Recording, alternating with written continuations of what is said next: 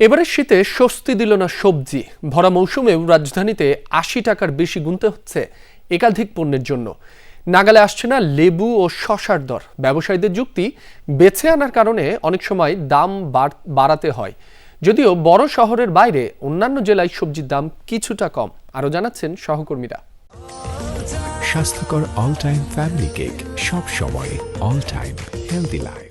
শীতকাল এলেই স্বস্তিতে সবজি পাওয়া যাবে, এই ধারণা থেকে বোধহয় এই বছর বাংলাদেশকে কিছুটা বের হয়ে যেতে হচ্ছে। কেননা আমরা গত ১ বছর বা ১.৫ বছর আগে সবজির দামে যতটা স্বস্তি দেখেছিলাম এই শীতের মৌসুমে, এবার এসে কিন্তু ততটা দেখা যাচ্ছে না।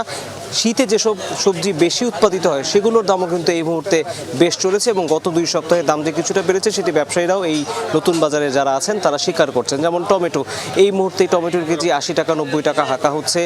শিমের দাম আকার ভেদে বা মান ভেদে আমরা দেখতে পাচ্ছি ৫০ থেকে ৮০ টাকার মধ্যে ওঠানামা করছে। আর শসার কেজি ১০০ টাকার নিচে আসলে কোনোভাবেই নামছে না। সব জিনিসই বেশি আনার কারণে অনেক কিছু দাম বাড়ে, আবার বেশি যারা আবার কম পয়সা আনে তার আবার দাম কম হয়েছে। এই কারণে আপনার মালের দামটা একটু কম বাড়ে। কিছুদিন আগে সবজির দাম অনেক একটু বাড়তি বাড়ে। এবারে যে খুব বেশি দিন স্বস্তিতে সবজি খাওয়া যায়নি সে কথা ক্রেতারাও স্বীকার করছেন এবং তারা যেটি বলছেন যে যেই ধরনের অসাধু চক্রদের তৎপরতা কিছুদিন আগে থেমে গিয়েছিল সেগুলো আবারও বিভিন্নভাবে ফিরে আসছে বলে তাদের ধারণা। সরকার পতনের পরে এটা একবার সিন্ডিকেট ভেঙে দেওয়া হয়েছে, কিন্তু এগুলো আবার পর্যায়ক্রমে আবার হচ্ছে। যে এবারে আমরা উত্তরাঞ্চলের খবর জানতে চলে যাচ্ছি জয়পুরহাটে আমাদের সহকর্মী আব্দুল আলিমের কাছে। ধন্যবাদ। গত সপ্তাহ থেকে এই সপ্তাহে জয়পুরহাটের বাজারে প্রতিটা সবজির দাম কিছুটা বেড়েছে।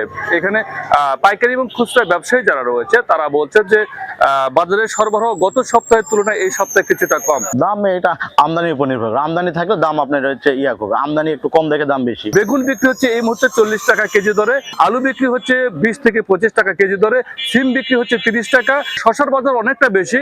আজকে যদি একরকম কিনি, কালকে ৩০ টাকা ৪০ টাকা প্রতিদিন সবজির দাম বেশি। কেন সবজির দাম এত বাড়তিছে, এটা আমাদের ক্রয় ক্ষমতার বাইরে চলে যাচ্ছে। পাইকারি বাজার জানতে এখন চলে যাব নরসিংদী আইবার কাছে। ধন্যবাদ আপনাকে।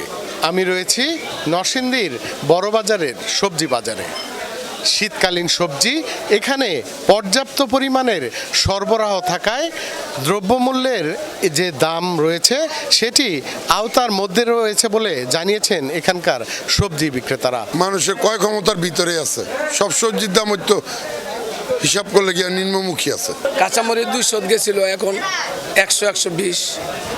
বেগুন ৮০ ছিল, এখন ৬০-৫০। ক্রেতারা জানিয়েছেন এখনও শীতকালীন এই সবজিগুলোর দাম ৫ থেকে ১০ টাকা বেশি রয়েছে।